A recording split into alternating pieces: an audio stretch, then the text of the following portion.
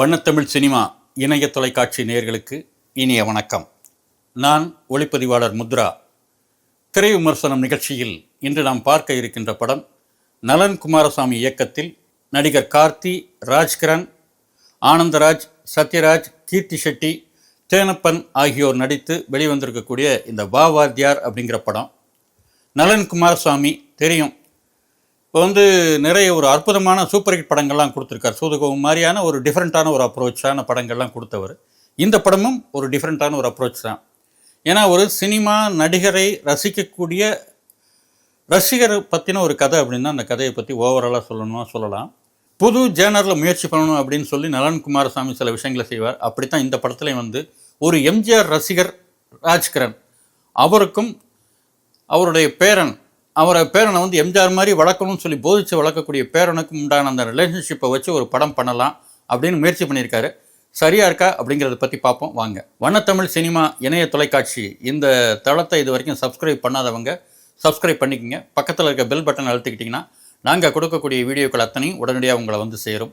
பொதுவாக இந்த படத்தோட ஹீரோ ராஜ்கிரண். கார்த்தியாக இருந்தால் கூட ராஜ்கிரண் தான் ஹீரோ அப்படின்னு சொல்லணும். எம்ஜிஆர் அப்படிங்கிற ஒரு பிம்பத்தை தமிழ்நாடு இல்லை, இந்தியாவே மறக்காது. ஏன்னு கேட்டால் நடிகர்களுக்குன்னு ஒரு மிகப்பெரிய ஒரு கௌரவத்தையும் நடிகர்களுக்குன்னு ஒரு இமேஜை பெருசாக கிரியேட் பண்ணி மக்கள் மத்தியில் காட்டினவர் முதல்ல எம்ஜிஆர். சில பாலிசிஸ்லாம் வச்சுருப்பார். அவர் ஸ்க்ரீனில் தம் அடிக்க மாட்டார், சில கெட்ட விஷயங்கள்லாம் செய்ய மாட்டார். அந்த மாதிரி தன்னுடைய கொள்கைகளை எல்லாம் ஒவ்வொரு ஃப்ரேம்லையும் ஒவ்வொரு படத்துலையும் பெண்களை காப்பாற்றுறது, ஏழைகளை காப்பாற்றுவது, இப்படி சில விஷயங்களை அவருடைய டெம்ப்ளேட்டாக வச்சுக்குவார். ஏழை மக்களுக்கு ஒரு தன்னுடைய ஏழை பங்காளன் மாதிரி காமிச்சிக்கக்கூடிய ஒரு மனநிலை, எல்லாருக்கூடையும் ஏய்ந்து போகக்கூடிய ஒரு மனப்போக்கோடு அவர் தன்னுடைய இமேஜை கட்டமைச்சு தனக்கு வரக்கூடிய கதைகளையும் தான் நடித்த படங்களையும் அந்த மாதிரி கதைகள் இருக்க மாதிரி பார்த்து பண்ணி மக்கள் மத்தியில் ஒரு மிகப்பெரிய செல்வாக்கோடு இருந்தார். இதை என்னன்னு கேட்டிங்கன்னா தம் அடிக்கிற மாதிரியான ஒரு காட்சி கூட அவர் நடித்ததும் கிடையாது, என்கரேஜும் பண்ண மாட்டார். இப்படி ஒரு காலகட்டம் இருந்தது. அவருடைய கண்ணை மூடிட்டு அவருடைய ஃபாலோவர்ஸ் இருந்தாங்க.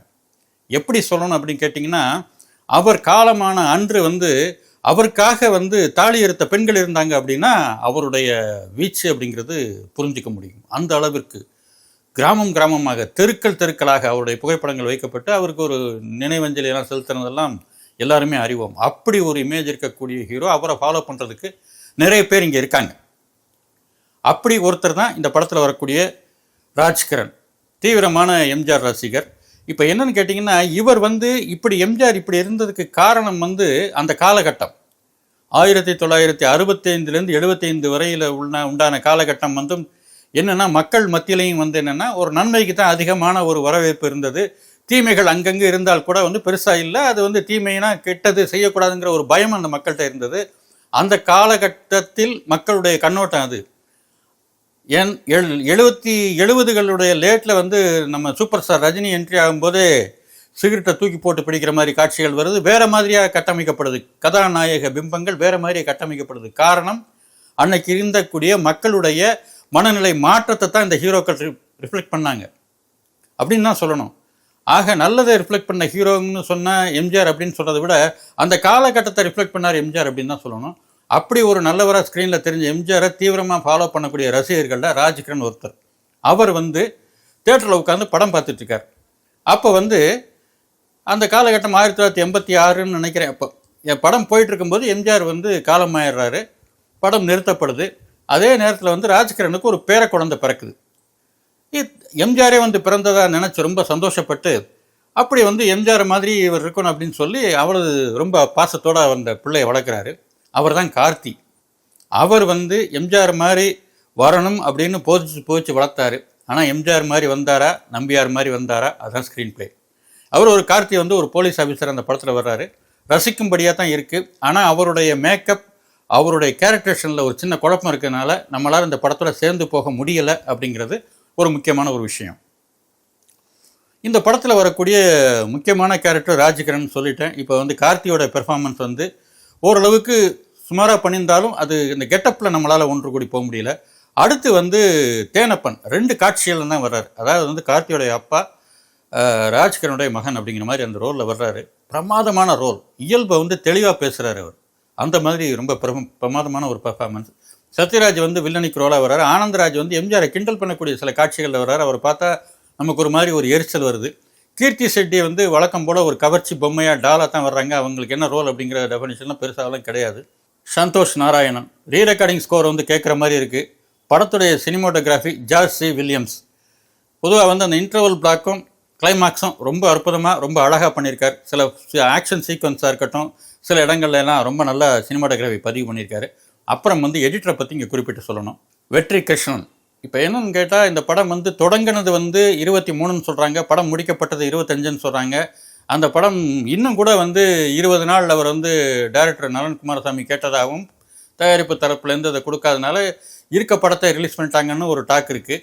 ஆனால் என்னன்னு கேட்டால், இந்த படம் வந்து இன்னும் கொஞ்சம் ஓரளவுக்கு கரெக்ட் பண்ணியிருந்தாங்கன்னா, எடிட்டிங்கில் சில விஷயங்களை கரெக்ட் பண்ணியிருக்கலாம். இன்னும் சில காட்சிகள் எடுக்கப்பட வேண்டியது எடுத்திருந்தால் கரெக்டாக பண்ணியிருந்தால் மிகச்சிறந்த படமாக இருந்திருக்கும்.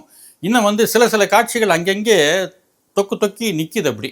அதனால் வந்து ஒரு கண்டினியூட்டியாக நம்ம வந்து அந்த கதையை வந்து பொதுவாக ரசிக்க முடியல. எம்ஜிஆர் ரசிகர்களுக்கு மிகச்சிறந்த படமாக இருக்கும் அப்படின்னு கேட்டிங்கன்னா, இந்த படத்தை பொறுத்தவரை எம்ஜிஆர் ரசிகராக வந்து ராஜ்கிரண் நம்பர் 1 ஸ்கோர். அவ்வளோ அற்புதமாக இந்த வயசுலையும் அவரை நடிக்கிற நடிப்பை பார்த்தா அப்படி எம்ஜிஆர் ஃபேன்னா இப்படி தான் இருப்பான் அப்படிங்கிற மாதிரியான ஒரு உருவத்தோட்டம் ரொம்ப பிரமாதமாக அற்புதமாக பண்ணியிருக்காரு அவர்.